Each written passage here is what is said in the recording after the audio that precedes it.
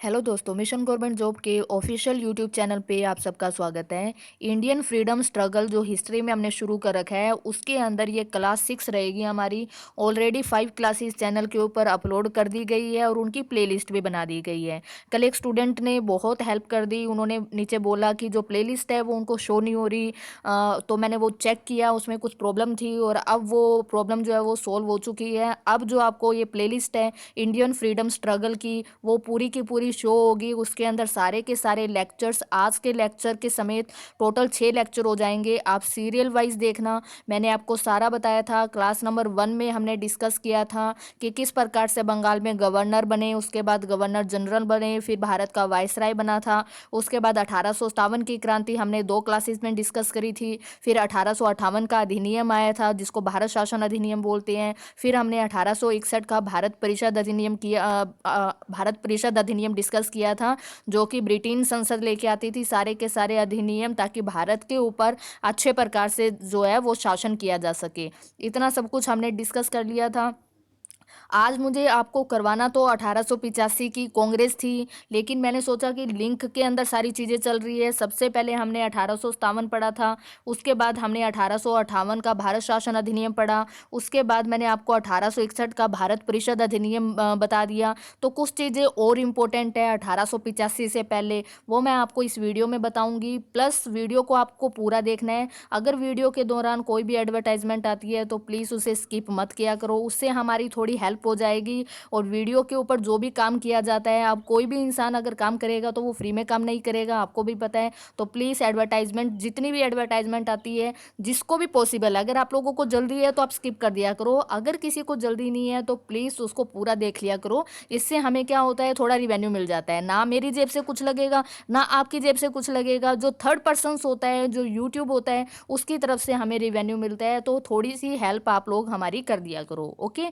तो आज के लेक्चर में हम जो डिस्कस करेंगे, उसके बाद एंड के अंदर आपके पास टोटल 5 क्वेश्चंस होंगे, आप लोगों ने आंसर देना है। अगर आपने सारे के सारे लेक्चर सुने हैं, क्योंकि जितने लेक्चर मैंने अपलोड किए हैं उसी में से वो 5 क्वेश्चन है, आप लोगों ने नीचे मुझे कमेंट के अंदर बताना है, पांचों के आंसर लिखने हैं। जो भी 5 क्वेश्चन होंगे उनके आंसर आप लोगों ने लिखने हैं, ओके। अगर आपने ध्यान से सुना है, इतने अच्छे मैंने नोट्स बनाए हैं, अगर आप लोग मेहनत करना चाहते हो तो ये आपके लिए बेस्ट टाइम है। तो शुरू करते हैं आज की हमारी वीडियो। सबसे पहले हम डिस्कस करेंगे 1861 का, हमने भारत परिषद अधिनियम, इंडियन काउंसिल एक्ट डिस्कस कर लिया था। अब हम डिस्कस करेंगे 1869। 1869 में क्या क्या हुआ था।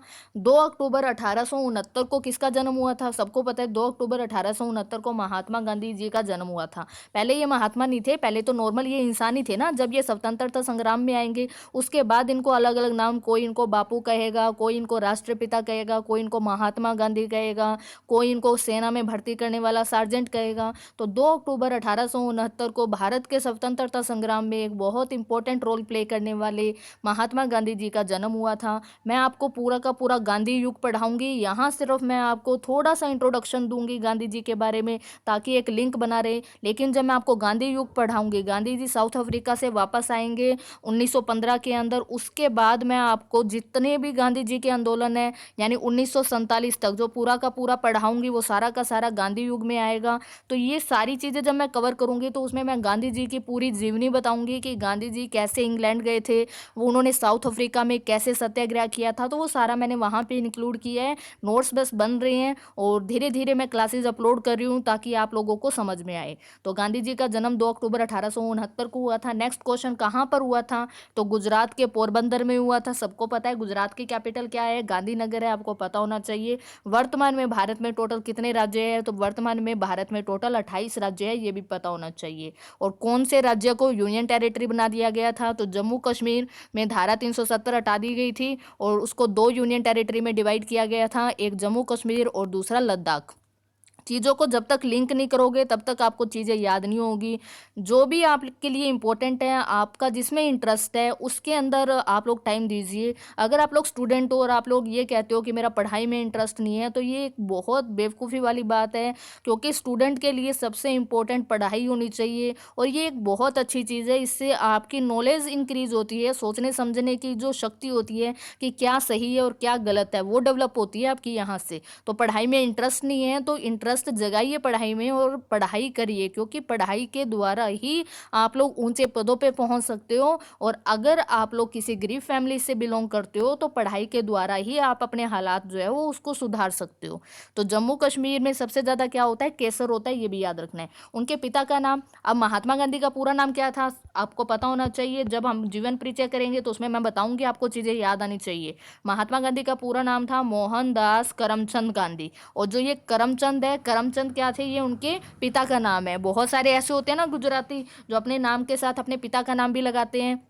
तो इनके पिता का नाम क्या था, करमचंद गांधी, याद रखना। इनकी माता का नाम पुतलीबाई। उनकी पत्नी 13 वर्ष की आयु में क्या हो गया था, इनका विवाह कर दिया गया था। तो पत्नी का नाम क्या था इनका, कस्तूरबा गांधी। प्यार से लोग इनको क्या बोलते थे, बा भी बोलते थे, ठीक है। जो माँ होती है उसी को ही बा भी बोला जाता है गुजरात में।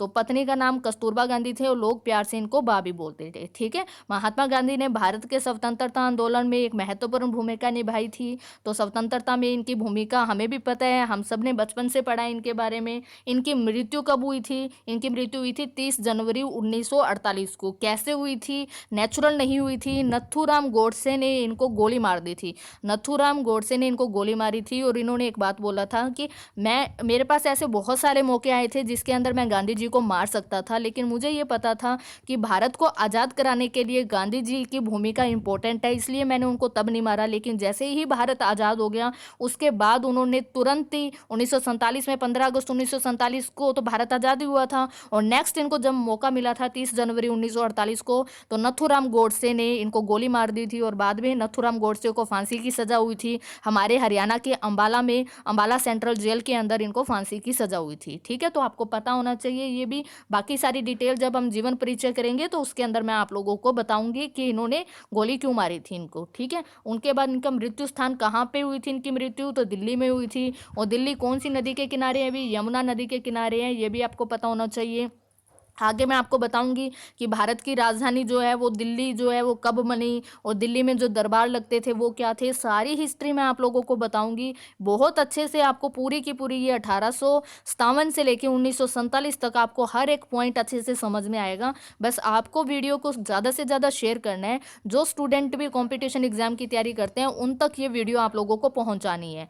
महात्मा गांधी की समाधि का नाम क्या है, तो महात्मा गांधी की समाधि का नाम है राजघाट। मैंने बहुत सारे वन लाइनर क्वेश्चन आप लोगों को करा रखे हैं, उसमें मैंने आपको कराया था ये कि अंग्रेजों ने हम पे राज किया था और उस राज से हमें मुक्ति दिलाई थी महात्मा गांधी ने। तो महात्मा गांधी की समाधि का नाम है राजघाट। आगे समझ में। उसके बाद 2 अक्टूबर को हम किस रूप में मनाते हैं, तो अंतर्राष्ट्रीय अहिंसा दिवस के रूप में या फिर गांधी जयंती के रूप में 2 अक्टूबर को मनाया जाता है। और 30 जनवरी को हम किस रूप में मनाते हैं, तो शहीदी दिवस के रूप में मनाया जाता है 30 जनवरी को। तो ये गांधी जी से रिलेटेड थोड़े से क्वेश्चन थे यहाँ पे। बाकी हम सारा जब इनका जीवन परिचय करेंगे वहाँ पे मैं सारा कुछ आपको बताऊंगी। उसके बाद नेक्स्ट जो इंपॉर्टेंट बनता है वो है 1872। यहाँ से भी पेपर में क्वेश्चन देखने के लिए मिलते हैं। आप लोगों को बुक्स उठानी पड़ेगी। मैं आप लोगों के लिए एक हेल्पिंग हैंड का काम कर सकती हूँ, हर एक चीज़ मैं आप लोगों को बताऊंगी। अगर आप लोग एसएससी वगैरह की तैयारी कर रहे हो तो इतना पढ़ोगे तो भी सफिशिएंट है, लेकिन अगर आप लोग यूपीएससी की तैयारी कर रहे हो या ईपीएफओ की तैयारी कर रहे हो तो आपके पास बुक होनी चाहिए। कोई भी बुक जो भी आपको अच्छी लगे उसमें से आप सारी चीज़ें पढ़िए, आपको आराम से सारी चीज़ें समझ में आ जाएगी, कोई भी प्रॉब्लम आप लोगों को नहीं आएगी। तो 1872 से क्वेश्चन क्या बनता है, 1872 में लॉर्ड मेयो भारत के क्या थे, वाइसराय थे। आपको ये मैंने सारा कुछ पहली वीडियो में बता दिया था कि सबसे बड़ा प्रांत कौन सा था। अंग्रेजों की 3 प्रेसिडेंसी थी, प्रेसिडेंसी मद्रास, मुंबई और बंगाल। सबसे पहले उन्होंने बंगाल के ऊपर कब्जा करना शुरू किया था ईस्ट इंडिया कंपनी ने, क्योंकि बंगाल उस टाइम का सबसे ज़्यादा संपन्न जो था वो प्रांत था और बहुत बड़ा बंगाल था। आज का पश्चिम बंगाल नहीं बोल रही मैं, पीछे वाली वीडियो सुनोगे तो उसमें पता चलेगा। उस टाइम का बंगाल बहुत बड़ा था, जिसमें आज का बांग्लादेश भी आता है, आज का बिहार आता है, आज का उड़ीसा आता है, आज का पश्चिम बंगाल भी आता है और असम का कुछ एरिया भी आता है। तो बहुत बड़ा बंगाल था। तो अंग्रेजों ने बंगाल पे कब्जा करना शुरू किया। तो सबसे पहले जैसे ही ईस्ट इंडिया कंपनी का शासन शुरू हुआ था तो क्या हुए थे वहाँ पे, उन्होंने क्या अपॉइंट किए थे, तो बंगाल का गवर्नर, सभी में गवर्नर बनाए गए थे, मद्रास में भी थे, मुंबई में भी थे, लेकिन सबसे इंपॉर्टेंट बंगाल के हैं क्योंकि बाद में इन्हीं को आगे आगे राइट्स मिलेंगे और मद्रास और बंबई वाले इन्हीं के अधीन काम करेंगे। तो सबसे पहले बंगाल के गवर्नर हुआ करते थे। उसके बाद 1773 में क्या आया था? अभी रिवीजन मैं इसलिए करा रही हूँ क्योंकि रिवीजन इंपॉर्टेंट है। 1773 में रेगुलेटिंग एक्ट आया था, कंपनी के कामों को रेगुलेट किया गया था, और जो ये गवर्नर है इसको क्या बना दिया गया था? गवर्नर जनरल बना दिया गया था। ठीक है, उसके बाद नेक्स्ट एक्ट आया था हमारा। नेक्स्ट एक्ट के द्वारा क्या किया गया था? 1833 का चार्टर एक्ट आया था। जो बंगाल का गवर्नर जनरल था उसको क्या बोला जाने लगा? भारत का गवर्नर जनरल, यानी पूरे भारत को संभालेंगे। पहले सिर्फ बंगाल को संभाल रहे थे, उसके बाद अब ये पूरे भारत को संभालेंगे। ठीक है, 1833 के चार्टर एक्ट में। और फिर 1858 का भारत शासन अधिनियम आया, और भारत के गवर्नर जनरल को क्या बना दिया? भारत का वाइसराय बना दिया। और अब वाइसराय जो है वो कंपनी की तरफ से नहीं, वो ब्रिटिश क्राउन की तरफ से भारत को संभालेंगे। आगे समझ में? तो अब वाइसराय है यहाँ पे 1858 के बाद। भारत के पहले वाइसराय कौन थे? ये क्वेश्चन भी मैंने इंक्लूड किया, आप लोग मुझे कमेंट करके बता देना। तो 1872 के टाइम पे वाइसराय कौन थे? तो Lord Mayo. Lord Mayo Bharat के वाइसराय थे। मैं सारे वाइसराय कराऊंगी आप लोगों को 1857 से लेकर 1947 तक एक साथ इंक्लूड करूंगी, लेकिन अभी आप लोग इतना समझिए। 1872 में लॉर्ड मेयो भारत के वाइसराय थे। इनकी मृत्यु हुई थी 8 फरवरी 1872 को। अब ये इतने इंपॉर्टेंट क्यों है समझिए। यहाँ पे इनकी मृत्यु का कारण था, पेपर में क्वेश्चन आता है कि भारत में मरने वाले, या भारत में कौन सा ऐसा एकलौता वायरस है, वायरस सारा दिन कोरोना वायरस चलता है ना, तो दिमाग में वायरस ही घूम रहा है। भारत में एकलौते ऐसे वायसराय कौन थे जिनकी भारत में हत्या की गई थी? इसलिए ये इंपॉर्टेंट है। तो आंसर क्या आ जाएगा? लॉर्ड मेयो आंसर आ जाएगा। मृत्यु का कारण क्या था इनका? आज का जो अंडमान निकोबार है ना, जो हमारा केंद्र शासित प्रदेश है, जो यूनियन टेरिटरी है, मेयो मेयो जो है उनको घूमने फिरने का भी बहुत शौक था, और वो प्रशासन का काम देखने के लिए काफ़ी टाइम तक वो अंडमान निकोबार जाया करते थे। क्यों जाया करते थे? क्योंकि अंग्रेजों ने एक जेल बनाई थी। पहले अंडमान निकोबार को किस नाम से जाना जाता था? मैंने वन लाइनर क्वेश्चन में आपको कराया हुआ है। अंडमान निकोबार को काला पानी के नाम से जाना जाता था। ठीक है, और ऐसा माना जाता था जिसको अंडमान निकोबार भेज दिया गया वो वहां से जिंदा कभी भी वापस नहीं आएगा, अगर किसी को सजा हुई है तो। ठीक है, तो अंडमान निकोबार के पोर्ट ब्लेयर में एक जेल बनाई थी अंग्रेजों ने, जिसका नाम क्या था? सेलुलर जेल था। अगर कोई क्राइम करता था तो अंग्रेज उसको काले पानी की सजा देते थे और उसको कहाँ भेज देते थे? अंडमान निकोबार भेज देते थे। ठीक है, तो वहां पे कैदियों की हालात जानने के लिए वो वहां पे गए थे कि उनकी क्या सिचुएशन है। उसी टाइम पर वहां पे एक कैदी थे जिनका नाम क्या था? वो एक अफगानी थे। तो अफगानी थे वो, उनका नाम था शेर अफरीदी। शेर अफरीदी जो थे वो जेल तोड़ के भाग गए थे, क्योंकि उनको सिक्योरिटी के बारे में काफी पता था, तो वो जेल तोड़ के भाग गए थे। और उसी जेल में काले पानी की वो सजा काट रहा था, और शेर अफरीदी जो था वो जेल तोड़कर भाग गया था। मैंने यहाँ पे लिखा हुआ है। और जैसे ही जो मेयो की सिक्योरिटी थोड़ी सी कम हुई थी, क्योंकि सिक्योरिटी तो होती है उनके साथ, जैसे ही मेयो की सिक्योरिटी थोड़ी सी कम हुई, शेर अफरीदी ने क्या कर दी? उनकी हत्या कर दी। तो आपको याद रखना है यहाँ पे कि किस वायसराय की भारत में हत्या हुई थी। एकलौते ऐसे वायसराय हैं जिनका नाम क्या था? लॉर्ड मेयो थे। लॉर्ड मेयो की हत्या कब हुई थी? 1872 में हुई थी, ये भी पता होना चाहिए। कहाँ पे हुई थी? अंडमान निकोबार में हुई थी। अंडमान निकोबार की आज राजधानी क्या है? पोर्ट ब्लेयर है। ठीक है, अंडमान निकोबार की सबसे ऊंची चोटी का नाम क्या है? तो सैडल पीक। सैडल पीक जो है वो अंडमान निकोबार की सबसे ऊंची चोटी का नाम है। मैं आज के पॉइंट ऑफ व्यू से आप लोगों को बता रही हूँ। पोर्ट ब्लेयर में एक जेल थी, सेलुलर जेल। पेपर में आए अगर सेलुलर जेल का निर्माण किसने कराया था? तो अंग्रेजों ने करवाया था। अंडमान निकोबार को पहले किस नाम से जाना जाता था? तो काला पानी के नाम से जाना जाता था। आ गया समझ में?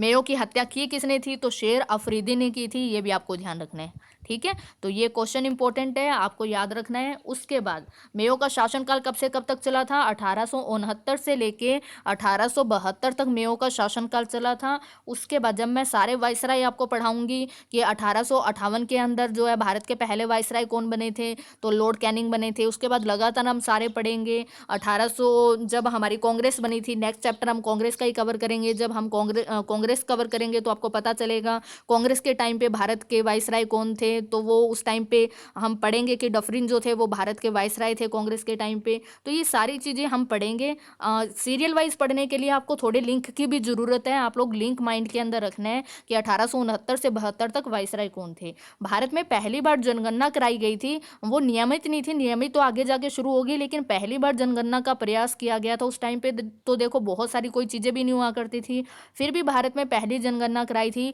और वो किसके शासनकाल में हुई थी? तो लॉर्ड मेयो के शासनकाल काल में हुई थी और हुई कब थी? 1872 में। कई बार पेपर में ये क्वेश्चन आया, भारत में पहली जनगणना कब हुई थी? तो 1872 में हुई थी। किसके शासनकाल में हुई थी? तो लॉर्ड मेयो के शासनकाल में हुई थी। आगे समझ में। और कृषि विभाग, जो आज भी अंग्रेजों की सारी चीजें खराब नहीं थी, क्योंकि उन्होंने विधवा पुनर्विवाह भी शुरू कराया था, उन्होंने सती प्रथा का अंत भी कराया था, बहुत सारी रूढ़िवादी चीजें उन्होंने खत्म भी कराई थी। तो अंग्रेजों की सारी चीजें खराब नहीं थी, कुछ ना कुछ वो हमें बेनिफिट भी दे के गए हैं। हालांकि नुकसान वो हमें ज्यादा दे के गए हैं, लेकिन कहीं ना कहीं बेनिफिट भी हुआ है। तो कृषि विभाग जो है उसकी स्थापना भी किसने की थी? तो लॉर्ड मेयो ने ही की थी। आगे समझ में। तो ये 1869 से लेके 1872 तक की मैंने आपको डिटेल बताई है। अगर कोई भी डाउट हो तो आप लोग मुझे कमेंट करके बता सकते हो। अब आप लोगों के लिए 5 क्वेश्चन है, पांचों क्वेश्चन के आंसर आप लोग नीचे मुझे कमेंट बॉक्स के अंदर बताना, ताकि मुझे पता चले कि जो ये मैंने 6 लेक्चर डाले हैं इसमें आपको कितनी चीजें याद हुई है। ओके, तो अभी हम क्वेश्चन करेंगे। हाँ जी, तो हमारा पहला क्वेश्चन है, जो 5 लेक्चर अपलोड हुए हैं उसी में से क्वेश्चन है। अगर नहीं आते तो पूरी प्लेलिस्ट आप देखना, उसके बाद इसके आंसर देना। बंगाल के किस गवर्नर जनरल ने सती प्रथा पर रोक लगाई थी? पहला क्वेश्चन है, इंपॉर्टेंट है। सती प्रथा को किसने बंद करवाया था, ये आपको बताना है। 1857 की क्रांति का नेतृत्व बरेली से किसने किया? पूरी क्रांति बहुत अच्छे से मैंने आपको समझा रखी है। ईस्ट इंडिया कंपनी का शासन किस अधिनियम द्वारा खत्म किया गया था? भारत में ईस्ट इंडिया कंपनी का शासन किस अधिनियम द्वारा समाप्त किया गया था? भारत के पहले वायसराय कौन थे? और हड़प की नीति, जिसको डॉक्ट्राइन ऑफ लैप्स भी बोला जाता है, वो किसने चलाई थी? तो 5 क्वेश्चन है, पांचों के पांचों क्वेश्चनों का आंसर नीचे कमेंट बॉक्स में आप मुझे लिखिए। वीडियो में अगर आपको कोई भी प्रॉब्लम है किसी भी क्वेश्चन में, तो नीचे कमेंट करके आप मुझे पूछ सकते हो। अगर अच्छी लगे तो लाइक किया करो, कमेंट में बताया भी करो, और ज़्यादा से ज़्यादा शेयर भी किया करो। Thank you.